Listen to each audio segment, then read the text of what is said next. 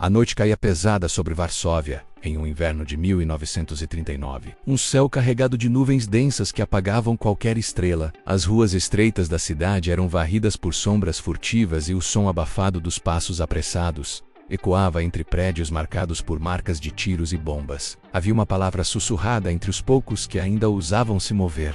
Enigma. Não era apenas uma palavra qualquer. Era um segredo que poderia virar o destino de uma guerra que começava a tomar conta da Europa. Uma chave capaz de destravar um mistério codificado nas máquinas dos generais nazistas. Mas o que exatamente era essa enigma? Para os alemães, era a arma impenetrável.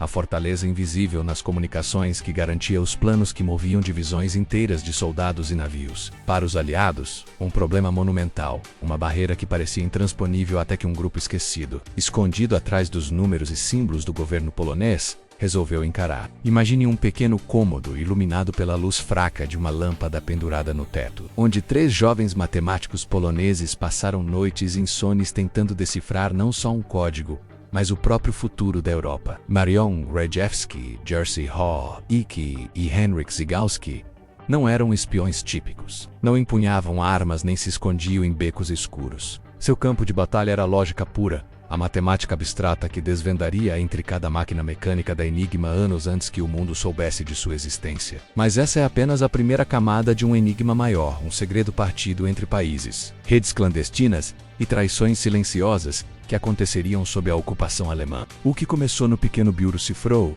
o escritório polonês de cifras, logo se transformaria em uma teia complexa que atravessaria o continente. A Polônia, um país esmagado entre duas potências tornou-se a principal ponte entre a criptografia e a guerra, entre a resistência silenciosa e a luta pelo futuro da humanidade. Quando os tanques alemães cruzaram as fronteiras polonesas em setembro de 1939, muitos esperavam o fim daquela batalha. Mas para o Biuro Cifrou e suas redes resistentes, o verdadeiro desafio estava apenas começando. Sob a repressão brutal da Gestapo, centenas de agentes da Armia Krajowa, menos o exército clandestino polonês, menos arriscavam suas vidas diariamente, operando rádios escondidos em apartamentos frios, passando mensagens em códigos que mudavam a cada minuto. Cada transmissão era um fio tênue que conectava a Polônia ocupada com Londres, a distância de milhares de quilômetros que mantinha acesa a esperança de um alívio aliancista. No entanto, havia algo mais sombrio ao redor dessa rede. Infiltrações. Como um câncer silencioso, a sombra soviética rastejava nos corredores da resistência. A NKVD, o temido serviço secreto russo, não estava atrás apenas dos invasores alemães, mas também daqueles que lutavam pela liberdade da Polônia.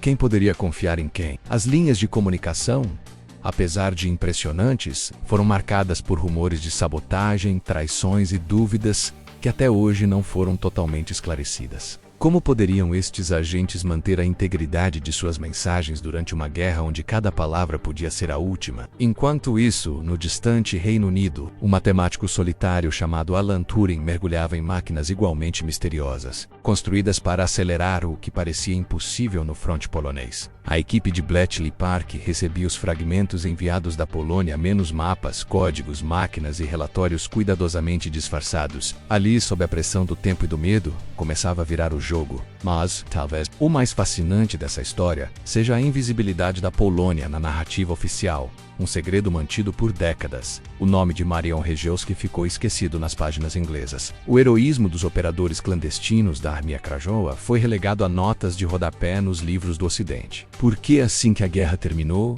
essa peça tão vital do Quebra-cabeça foi quase apagada da memória coletiva? Qual foi a rede de interesses que criou uma sombra sobre a verdadeira origem daquela vitória sobre a Enigma? E há ainda perguntas que ecoam no silêncio do tempo. Até que ponto a inteligência polonesa conseguiu operar dentro da própria Polônia ocupada? Quanto desse trabalho foi transferido para o exílio? E quanto seguiu vivo nas ruas, bares e estações de rádio clandestinas, mesmo sob o risco constante da morte? E se a Polônia foi tão essencial para decifrar os códigos alemães, por que demorou tanto para que o reconhecimento chegasse?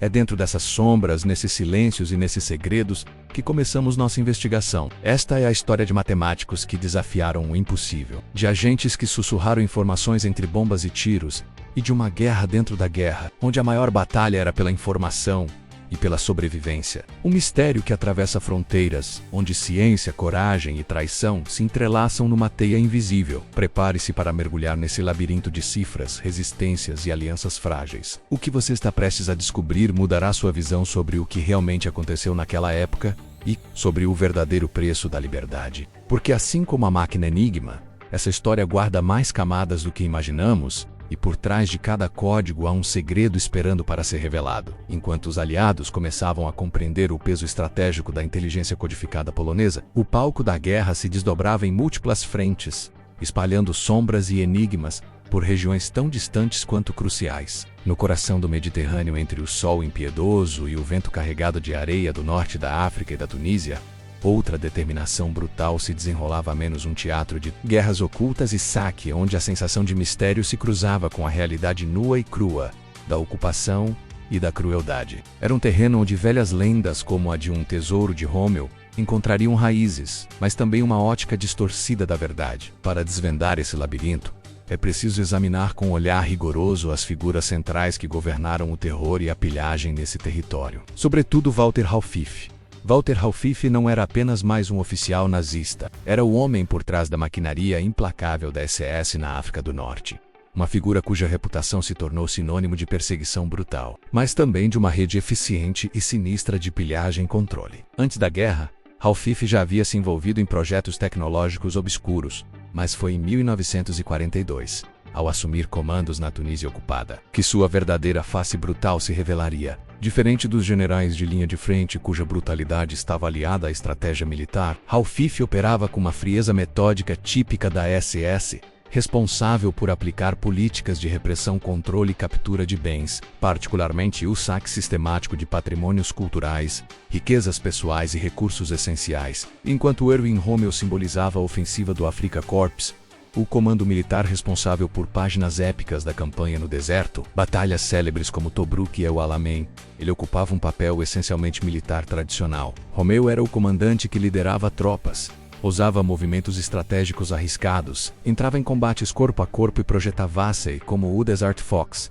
astuto estrategista reconhecido por aliados e inimigos. Sua reputação, enraizada na habilidade tática e na imagem quase lendária, ofuscava a dimensão paralela, em muitos aspectos, mais sinistra da ocupação nazista na região. Walter Raufif, por sua vez, representava a face mais obscura e menos documentada da presença alemã na Tunísia. Ele não comandava exércitos no deserto, mas instituiu uma rede de repressão e pilhagem que funcionava como um sistema autônomo, paralelo aos comandos convencionais. Sua missão: organizar a captura e o desvio de bens culturais, industriais e pessoais em território sob controle alemão, assim como coordenar as ações da SS em uma área onde o alcance da Wehrmacht era limitado. Essa rede de proteção, captura e envio de recursos, uma verdadeira máquina de extração, formava parte de uma engrenagem carnívora que sustentaria o esforço de guerra nazista de maneira independente, muitas vezes sobrepondo-se ou mesmo ignorando a cadeia de comando tradicional. O mito do tesouro de Rommel,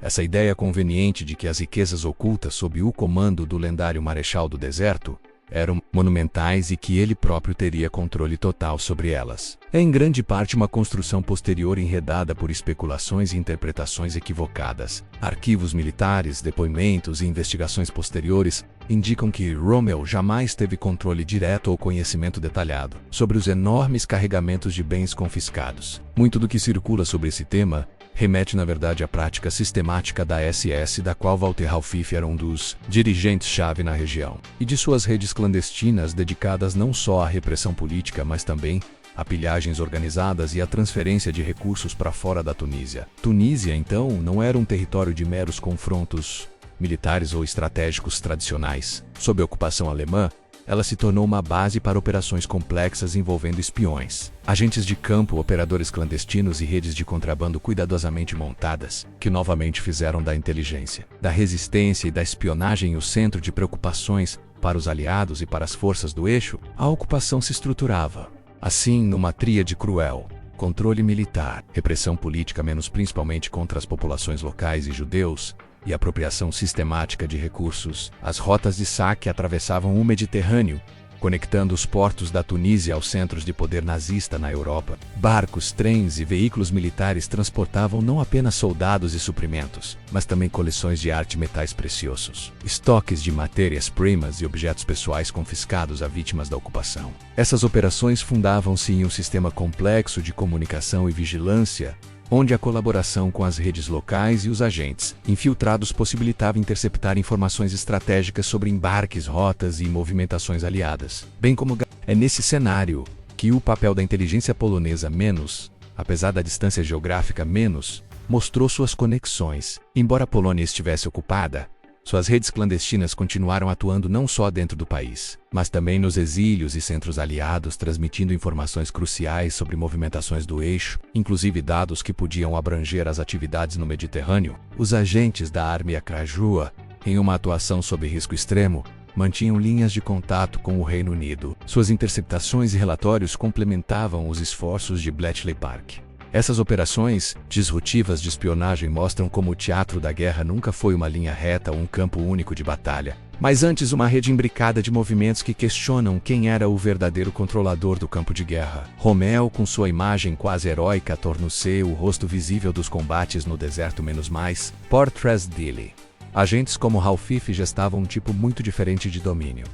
Silencioso, violento, burocrático e inescrupuloso, cuja dimensão ainda hoje é pouco compreendida. A Tunísia ocupada tornou-se palco para esta disputa quase invisível entre as frentes militares oficiais e a engrenagem paralela da SS. Uma engrenagem que não se limitava a combater, mas a extrair, controlar e reprimir. Durante esse período, as redes de inteligência e resistência polonesas, mesmo à distância, conseguiram captar fragmentos dessas operações, enviando sinais para o Ocidente que enfrentavam a dificuldade de traduções cifradas, fraudes e pressões políticas. A linha entre espionagem e contra-espionagem, entre saque e informação, permanecia tênue e misteriosa, alimentando dúvidas sobre o real alcance das redes e o peso exato da colaboração ou resistência em solo africano. Assim como no pulsar da guerra europeia, a contribuição polonesa se afirmava como uma trama decisiva. No Mediterrâneo, o mistério da prisão invisível da pilhagem, o papel sombrio da SS de Ralph e o mito em torno de Rommel mostram a complexidade fragmentada de um conflito onde nem tudo era o que parecia, o que se esconde por trás da fachada dos heróis oficiais. Quais verdades ficaram enterradas sob o pó do deserto e das ondas do Mediterrâneo? Essas perguntas abrem caminho para aprofundar o que ainda permanece sombrio nestas operações. Um conhecimento fragmentado que a história insiste em revelar aos poucos, por meio de documentos, memórias e, infelizmente, silêncios. À medida que a Wehrmacht consolidava seu domínio sobre a Tunísia, estabelecendo ali uma das últimas frentes do eixo no norte da África, um esquema silencioso e calculado começava a virar o jogo, não no campo de batalha, mas na pilhagem sistemática dos bens das comunidades judaicas locais. O que parecia até então um campo de operações militares transformava-se num vasto mercado clandestino de saque, orquestrado com precisão quase industrial. Walter Rauff, oficial da SS cuja especialidade inicialmente se dava pelo desenvolvimento de tecnologias de extermínio móvel, assumiu um papel central neste novo capítulo, não mais nas câmaras de gás, mas na engrenagem sinistra que renderia riquezas incalculáveis ao Terceiro Reich. Desde o começo da ocupação, as sinagogas barrocas de Tunis, as joalherias do bairro de La Marsa e os cofres familiares nas modestas casas de bairro árabe foram vasculhados. A logística da pilhagem passou a operar com rigor militar, respondendo a planos detalhados elaborados por Ralph e por uma rede de colaboradores locais e alemães. As autoridades do eixo instalaram-se nos principais portos tunisianos que antes haviam sido ponto de entrada de mercadorias coloniais para converter docas e armazéns em depósitos maciços de objetos valiosos menos colares.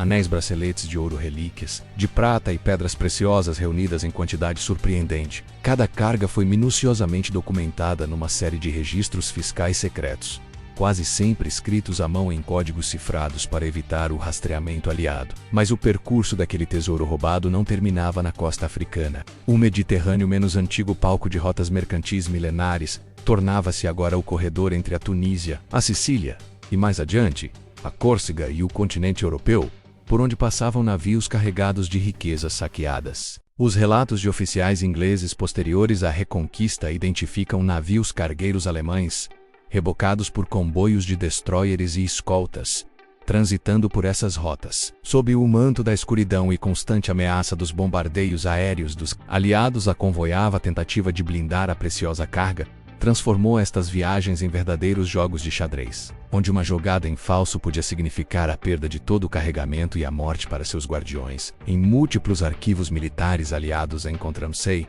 os primeiros indícios da operação de Raufife, documentos de inteligência interceptados, anotações da Força Aérea Britânica menos a RAF sobre movimentações suspeitas no porto de Bizerte e relatórios do Special Operations Executive contendo observações sobre descargas de caixas lacradas muitas vezes ocultas entre cargas oficiais, como maquinário ou equipamentos militares. A sofisticação da operação era tal que os investigadores aliados demoraram meses até montar o quebra-cabeça do contrabando.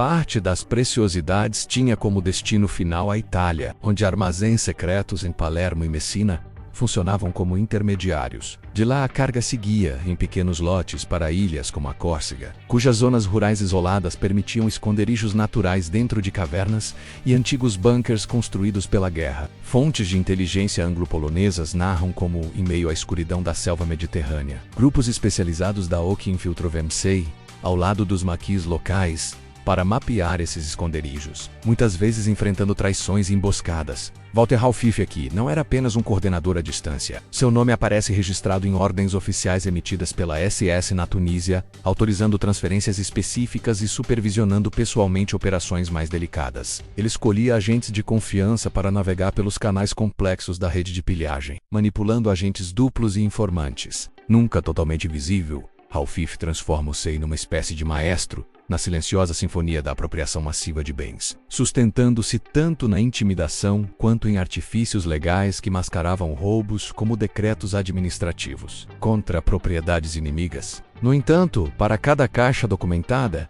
havia outra desaparecida, um enigma que se multiplicava diante dos investigadores aliados e da própria resistência polonesa. Há relatos conflitantes sobre naufrágios de navios no Canal da Sicília e em rotas próximas à Córcega, onde parte das preciosidades simplesmente evaporava no fundo do mar como se o Mediterrâneo tivesse engolido para sempre centenas de quilos de ouro e joias. Tais tragédias marítimas se tornaram justificativas formais para o desaparecimento de registros, mas fontes secretas indicam que muitos contêineres foram desviados nos próprios portos por intermediários ambíguos, desaparecendo em redes de contrabando paralelo. Os esforços da Armia Krajowa, conectados com o escritório de inteligência polonês em Londres, tentaram rastrear essas movimentações enviando agentes ao terreno para interceptar os carregamentos, relatar os locais de armazenamento e mesmo recuperar parte da carga perdida. Ainda assim, as comunicações frágeis entre a rede clandestina e os aliados encontravam obstáculos. Transmissões interceptadas, perdas de rádios e prisões de mensageiros causaram um efeito dominó sobre as informações recebidas, tornando difícil estabelecer um mapa preciso do percurso exato do tesouro. Enquanto o cerco aliado pressiona no norte da África e o levante de Varsóvia se aproxima em 1944, a pilhagem organizada por Raufife e seus cúmplices ganha contornos mais caóticos. Documentos recuperados em operações pós-guerra revelam ordens para acelerar a evacuação dos estoques, separando peças valiosas a serem enviadas a centros seguros na Alemanha, enquanto outras deveriam ser ocultadas ou destruídas. E é aí que o mistério engrossa. Muitos arquivos oficiais que detalhariam esses procedimentos cruciais simplesmente desaparecem dos arquivos, ou reaparecem fragmentados, com partes borradas ou redigidas em códigos indecifráveis. Diferentes versões surgem nos relatos dos sobreviventes e agentes secretos. Há quem afirme que uma parcela significativa desses bens roubados jamais foi localizada após o conflito. E no centro disso, Walter Raufife, sombra persistente, que se esgueirava entre os corredores administrativos e os portos. A inteligência polonesa na Segunda Guerra Mundial resplandece como um exemplo fascinante não apenas de engenhosidade e bravura, mas também de complexidades que desafiam qualquer tentativa de compreensão definitiva. Para esses historiadores, o gênio dos matemáticos poloneses e a resistência obstinada no território ocupado formam duas faces de uma mesma moeda. Um elo inquebrantável na cadeia da vitória aliada. Documentos, registros e depoimentos, menos mesmo aqueles produzidos sob risco constante, são a base sólida desta narrativa. No mínimo, limitado severamente não só a coleta de informações, mas também a participação direta Na decodificação avançada, esses historiadores apontam para espaços vazios na documentação.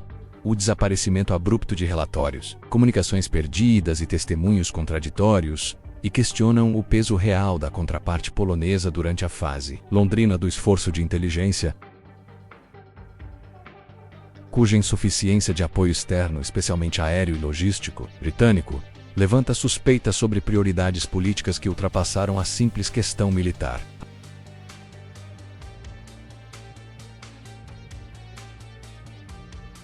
Fragmentos de documentos do período pós-guerra sugerem que agentes da NKVD, infiltrados nas redes da Armia Krajowa, teriam operado para minar a luta pró-ocidental, facilitando a imposição do regime comunista no pós-guerra. Muitos oficiais da resistência foram desmascarados, deportados ou executados sob acusações dúbias. Essa sombra vermelha lança uma névoa densa sobre a pureza das operações de inteligência e explica, em parte, a posterior repressão a historiadores e testemunhas incômodas, que ousavam questionar o relato oficial do regime comunista. Foram destruídos por medo da captura ou permanecem sob custódia de instituições que fazem pouco para facilitar o acesso público. A verdade mais inquietante talvez fosse essa, que parte do que foi apropriado na Tunísia se perdeu para sempre no invisível abismo do mar. Outra parte foi oculta em esconderijos que ainda hoje desafiam historiadores e exploradores, e uma imensa fração desapareceu entre os vazios dos arquivos e a opacidade da memória institucional. E no centro disso, Walter Halfiffe, sombra persistente, que se esgueirava entre os corredores administrativos e os portos, encarnando o rosto operacional de um saque que extrapolou os limites da guerra, instaurando um mistério que décadas depois continuaria a desafiar quem ousasse seguir suas pistas. Quem, afinal, realmente controlou todo esse tesouro? E onde ele está agora? A resposta parece flutuar, como os navios perdidos nas brumas do Mediterrâneo. Entre vestígios fragmentados, versões contraditórias e o silêncio de quem não pode ou não quer menos contar tudo, a inteligência polonesa na Segunda Guerra Mundial resplandece como um exemplo fascinante, não apenas de engenhosidade e bravura, mas também de complexidades que desafiam qualquer tentativa de compreensão definitiva. Entre arquivos rachados pelo tempo, memórias conflitantes e o véu do silêncio imposto pela clandestinidade, descortinam-se disputas profundas que aquecem o debate historiográfico e alimentam um terreno fértil para mistérios que talvez jamais sejam completamente revelados. De um lado, os relatos oficiais e as análises mais tradicionais sustentam um enredo coerente. A Polônia, por meio do Biuro Cifrou e da indômita Armia Krajowa, teria desempenhado um papel indispensável e contínuo na decodificação da Enigma, estabelecendo canais seguros de comunicação que permitiram a transmissão de dados que mudaram o curso da guerra. Para esses historiadores, o gênio dos matemáticos poloneses e a resistência obstinada no território ocupado formam duas faces de uma mesma moeda. Um elo inquebrantável na cadeia da vitória aliada. Documentos, registros e depoimentos, menos mesmo aqueles produzidos sob risco constante, são a base sólida desta narrativa. No entanto, essa certeza não é unânime. Surge com força a corrente revisionista, que contesta a magnitude e a continuidade dessa participação dentro da Polônia ocupada. Segundo essa visão, passagens críticas do conflito reduziram drasticamente a eficácia das redes internas. A repressão gestapiana, a infiltração soviética e as dificuldades tecnológicas teriam paralisado ou, no mínimo, limitado severamente não só a coleta de informações, mas também a participação direta na decodificação avançada. Esses historiadores apontam para espaços vazios na documentação. O desaparecimento abrupto de relatórios, comunicações perdidas e testemunhos contraditórios, e questionam o peso real da contraparte polonesa durante a fase londrina do esforço de inteligência. Para eles, a liderança britânica, principalmente em Bletchley Park, teria assumido de forma decisiva o protagonismo técnico, relegando os poloneses à condição de meros acompanhantes do processo. Mas a raiz das divergências vai muito além dos apenas técnicos. Estão entre as tensões centrais as diferenças de percepção sobre o grau de coordenação e confiança entre aliados. Enquanto arquivos britânicos de alguns setores oficiais declaravam uma parceria fluida, evidências posteriores revelam um quadro menos harmônico. Correspondências diplomáticas e relatórios encaminhados ao governo polonês no exílio expõem desconfianças, barreiras burocráticas e até atritos políticos que retardaram, por vezes, o compartilhamento de informações e recursos. Assim, a cooperação entre a Armia Krajowa e os serviços secretos britânicos teria sido marcada por episódios de esqueletos na gaveta, onde rivalidades e interesses geopolíticos ofuscaram a solidariedade que o esforço coletivo demandava. O Levante de Varsóvia, por exemplo, revela-se não apenas um capítulo heróico, mas um painel cheio de sombras, cuja insuficiência de apoio externo, especialmente aéreo e logístico, britânico, levanta suspeitas sobre prioridades políticas que ultrapassaram a simples questão militar. Ao acrescer, tenta-se decifrar o impacto da suposta infiltração soviética no coração da resistência polonesa. Fragmentos de documentos do período pós-guerra sugerem que agentes da NKVD, infiltrados nas redes da Armia Krajowa, teriam operado para minar a luta pró-ocidental, facilitando a imposição do regime comunista no pós-guerra. Muitos oficiais da resistência foram desmascarados, deportados ou executados sob acusações dúbias. Essa sombra vermelha lança uma névoa densa sobre a pureza das operações de inteligência e explica, em parte, a posterior repressão a historiadores e testemunhas incômodas que ousavam questionar o relato oficial do regime comunista. Em meio a essas disputas conceituais, a inconsistência documental e a fragmentação dos arquivos são fenômenos centrais. Grandes volumes de documentos cruciais, sejam relatórios técnicos do Bureau Cifr. Entre essas teorias, uma das mais fascinantes envolve a suposta existência de tesouros e segredos ocultos nos labirintos da história polonesa. O imaginário popular, acostumado a lendas de ouro e riquezas capturadas ou desviadas durante a guerra, apontam para locais enigmáticos, como cavernas escondidas na Córcega onde remessas de valores negociadas no contrabando teriam sido armazenadas temporariamente, ou os naufrágios misteriosos no Mediterrâneo, onde cargas de documentos protótipos e até parte dos equipamentos inventados pelo Bureau Cifrou sumiram sem deixar vestígios. Mais perto da costa báltica, falam-se de túneis secretos construídos para abrigar documentos e dispositivos codificados. Passagens seladas que jamais foram encontradas em escavações oficiais. Essas histórias, por um lado, podem ser encaradas como o folclore típico de um período marcado por desesperança e lutas clandestinas. Por outro, não podem ser completamente descartadas, já que registros oficiais confirmam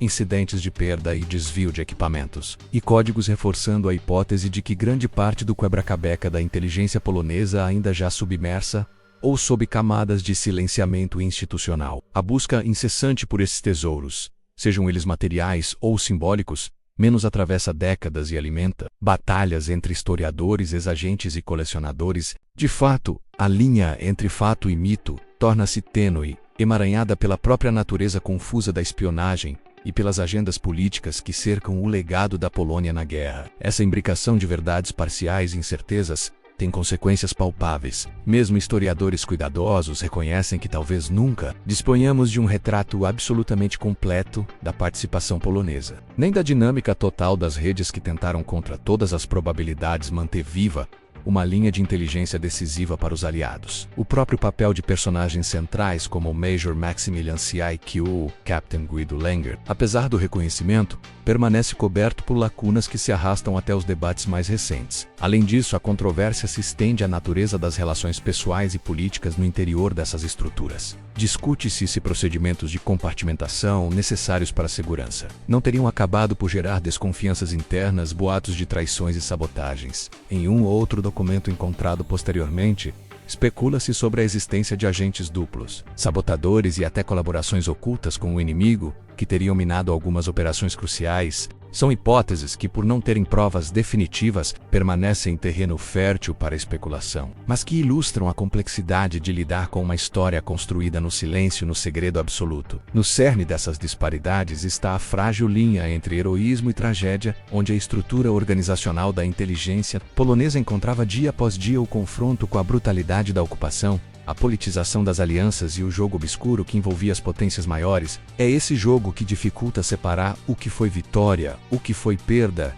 e onde termina a história e começa a lenda. O espectador, diante desse mosaico de narrativas e evidências, fica imerso em um território onde o passado se fragmenta e se reagrupa, onde toda certeza se desfaz com o toque de uma nova fonte ou uma memória esquecida. A história da inteligência polonesa na Segunda Guerra não é, portanto, um conto linear, mas um campo de batalha em si, onde fatos, interpretações e mitos se entrelaçam, desafiando qualquer tentativa definitiva de compreensão absoluta. E talvez seja esse o maior legado dessa trama. A consciência de que, em meio aos códigos, câmaras secretas e redes clandestinas, alguns dos maiores segredos permanecem escondidos, nem sempre nas máquinas ou documentos, mas nas próprias sombras do tempo. O desfecho da intensa trama em torno da inteligência polonesa e seus esforços incomparáveis durante a Segunda Guerra Mundial encontra seu clímax nos tumultuados e decisivos meses finais na Tunísia. Ali, a maré da guerra começou a se voltar firmemente contra o eixo, representando muito mais que uma simples derrota militar. Simbolizava o colapso de uma esperança que muitos nas sombras perseguiram com coragem desmedida. Quando a pressão aliada intensificou-se, as redes de espionagem, ainda que resilientes, foram forçadas a recuar, entregues ao caos da guerra que consumia tudo à sua volta. Entre as figuras que protagonizaram esses momentos críticos, destaca-se a fuga de Raufif, agente conivente com a repressão impiedosa e o desmantelamento das operações clandestinas na Polônia, sua retirada acelerada e os rumores que cercaram sua última movimentação parecem